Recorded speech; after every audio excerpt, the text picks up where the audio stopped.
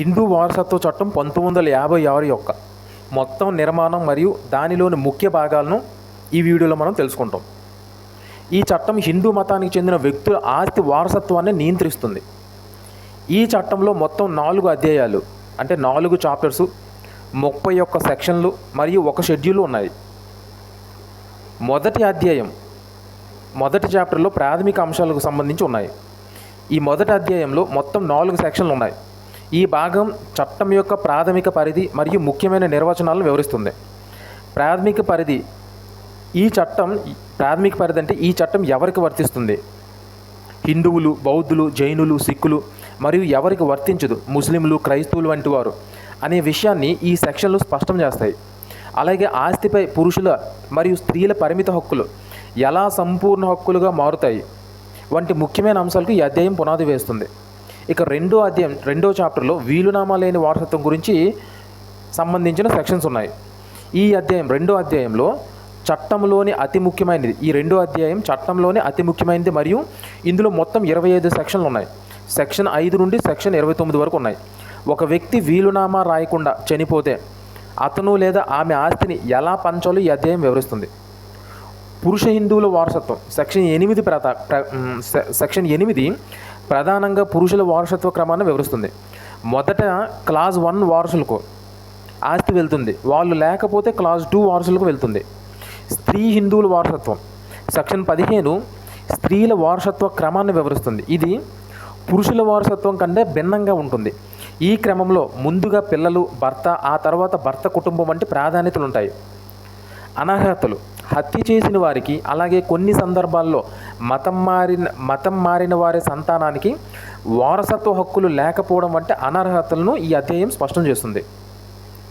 తొలగించిన సెక్షన్లు ఈ అధ్యాయం నుండి సెక్షన్ 23 మరియు సెక్షన్ 24లు 2005వ సవరణ ద్వారా తొలగించబడ్డాయి. 2005న సవరణ ద్వారా తొలగించబడ్డాయి. ఇది చారిత్రక లింగ సమానత్వానికి చాలా కీలకం. సెక్షన్ 23 అనేది గతంలో మగవారసులు నివసిస్తున్న ఉమ్మడి నివాస గృహములో ఆడవారసులు వాటా అడగడానికి ఈ సెక్షన్ అడ్డుగా ఉండేది. దీని తొలగింపుతో మహిళలకు ఇప్పుడు పురుషులతో సమానంగా ఇంట్లో వాటా కోరే హక్కు వచ్చింది. ఇక సెక్షన్ 24 ప్రకారం గతంలో వితంతువు తిరిగి పెళ్లి చేసుకుంటే ఆమె తన మొదటి భర్త ఆస్తిపై వారసత్వ హక్కును కోల్పోయేది. దీని తొలగింపుతో ఇప్పుడు వితంతువుకు తన వారసత్వ హక్కును సురక్షితంగా ఉంటుంది. తన వారసత్వ హక్కు అనేది సురక్షితంగా ఉంటుంది. ఇక 3వ అధ్యాయం 3rd చాప్టర్ వీలునామా ద్వారా వారసత్వం గురించి సంబంధించిన నిబంధన అనేది ఇందులో ఉంది.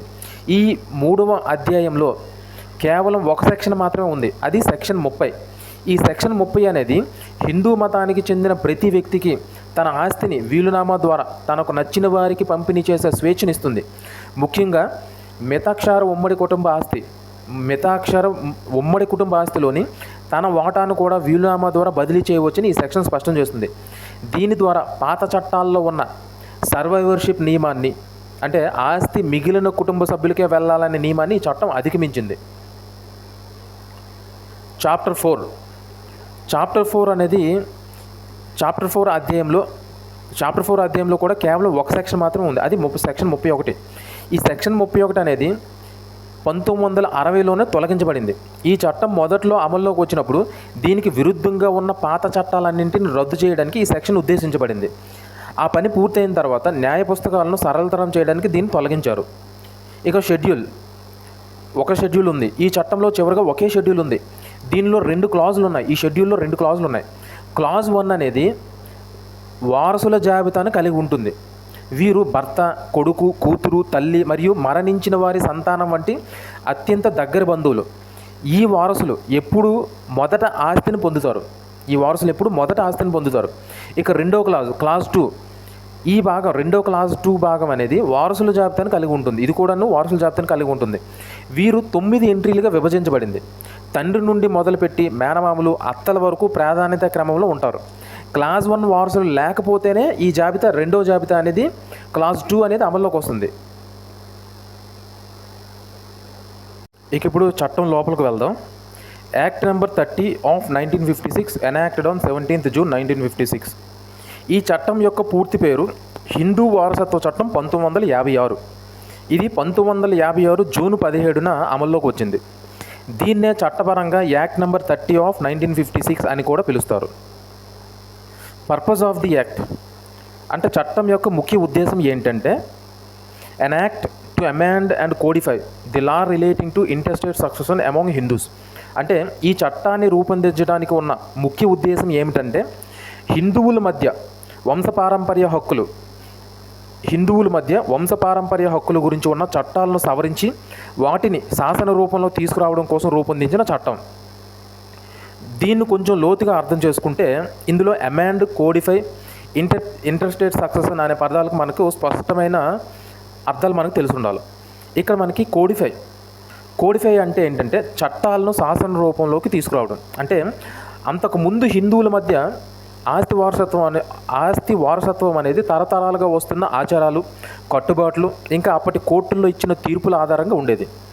ఈ కొత్త చట్టం ఆ పాత పద్ధతులన్నింటినీ తొలగించి ఆ నియమాలన్నింటినీ ఒకే చోట స్పష్టంగా లిఖితపూర్వకమైన శాసన రూపంలోకి తీసుకొచ్చింది. ఇక అమెండ్ అంటే చట్టాలను సవరించడం. పాత హిందూ ధర్మాలు, ఆచారాల ఆధారంగా ఉన్న వారసత్వ నియమాల్లో స్త్రీలకు పురుషులకు మధ్య ఉండే భేదాలను, అసమానతలను తొలగించి వాటిని ఆధునిక సమాజానికి అనుగుణంగా మార్చడం అంటే సవరించడం కూడా ఈ చట్టం యొక్క ముఖ్య ఉద్దేశం. ఇక ఇంటర్స్టేట్ వారసత్వం అంటే ఒక వ్యక్తి చనిపోయే ముందు చెల్లుబాటు అయ్యే వీలునామా రాయకుండా మరణిస్తే ఎవరైనా వ్యక్తి చనిపోయే ముందు చెల్లుబాటు అయ్యే వీలునామా రాయకుండా మరణిస్తే అప్పుడు అతని ఆస్తిని ఎవరు ఎలా వారసత్వంగా పొందాలి అనే అంశాన్ని ఇది నిర్ణయిస్తుంది. హిందూ వారసత్వ చట్టాల విషయంలో ఈ చట్టం ప్రధానంగా ఈ అంశం గురించే మాట్లాడుతుంది. దీనివల్ల హిందువుల వారసత్వం హక్కులు అనేవి అందరికీ ఒకే విధంగా స్పష్టంగా తెలిసేలా అయ్యిందనమాట. ఇక చాప్టర్ 1 ప్రాథమిక అంశాలు, ప్రిలిమినరీ. చాప్టర్ 1 అంటే మొదటి అధ్యాయం. సెక్షన్ 1, ఇందులో సెక్షన్ 1 అనేది చట్టం పేరు మరియు పరిధి గురించి చెప్తుంది. సెక్షన్ 1లోని క్లాజ్ 1 అనేది చట్టం పేరుకు సంబంధించి తెలియజేస్తుంది. This act may be called the Hindu Succession Act 1956. అంటే ఈ చట్టాన్ని హిందూ వారసత్వ చట్టం 1956 అని పిలవచ్చు. ఇది చట్టం యొక్క అధికారిక నామం. ఎక్కడైనా దీని గురించి చెప్పాలన్నా, రాయాలన్నా లేదా కోర్టులో ప్రస్తావించాలన్నా ఈ పేరునే ఉపయోగిస్తారు. ఇది దీని యొక్క చట్టపరమైన గుర్తింపు. ఇక రెండో క్లాజ్ అనేది ఈ చట్టం యొక్క పరిధిని వివరిస్తుంది. It extends to the whole of India. అంటే ఈ చట్టం దేశమంతా వర్తిస్తుంది. ఈ చట్టం భారతదేశంలోని అన్ని రాష్ట్రాలు మరియు కేంద్రపాలిత ప్రాంతాల్లో వర్తిస్తుంది. ఈ చట్టం మొదట్లో అమల్లోకి వచ్చినప్పుడు కొన్ని మార్పులు అనేవి జరిగినాయి. అవి ఇప్పుడు కొద్దిగా తెలుసుకుందాం. కేంద్రపాలిత ప్రాంతాలకు విస్తరణ మొదట్లో లేకపోయిన తరువాత 1963లో చట్టపరమైన నిబంధనల ద్వారా దాద్రా నగర్ హవేలీ మరియు పుదుచ్చేరి వంటి కేంద్రపాలిత ప్రాంతాలకు కూడా ఈ చట్టాన్ని విస్తరించారు. అంటే ఆ ప్రాంతాల్లోని హిందువులు కూడా ఈ వారసత్వ చట్టమే వర్తిస్తుంది. ఇక జమ్మూ కాశ్మీర్ రాష్ట్రాన్ని మినహాయించి అనే పదం తొలగింపు. ఈ చట్టం వచ్చినప్పుడు దీని పరిధిలో జమ్మూ కాశ్మీర్ రాష్ట్రాన్ని మినహాయించి except the state of Jammu and Kashmir అనే వాక్యం అనేది ఉండేది. దానికి కారణం అప్పుడు ఆర్టికల్ 370 వల్ల జమ్మూ కాశ్మీర్ రాష్ట్రానికి ప్రత్యేక హోదా ఉండటం. అందువల్ల ఈ చట్టం అక్కడ వర్తించేది కాదు. జమ్మూ కాశ్మీర్లో ఈ చట్టం వర్తించేది కాదు. కానీ 2019 అక్టోబర్ 31 నుండి ఆర్టికల్ 370ని రద్దు చేసిన తర్వాత చట్టం నుండి ఆ పదాన్ని జమ్మూ కాశ్మీర్ రాష్ట్రం మినహాయించి అనే వాక్యాన్ని తొలగించారు. ఇప్పుడు తొలగించిన తర్వాత దీని అర్థం ఏమిటంటే ఇప్పుడు దేశమంతటా జమ్మూ కాశ్మీర్తో కలిపి ఈ చట్టం వర్తిస్తుంది. ఇప్పుడు దేశంలో ఎక్కడైనా హిందువులు వీలునామా లేకుండా మరణిస్తే వారి ఆస్తి పంపకాలన్నీ ఈ హిందూ వారసత్వ చట్టం 1956 ప్రకారమే జరుగుతాయి.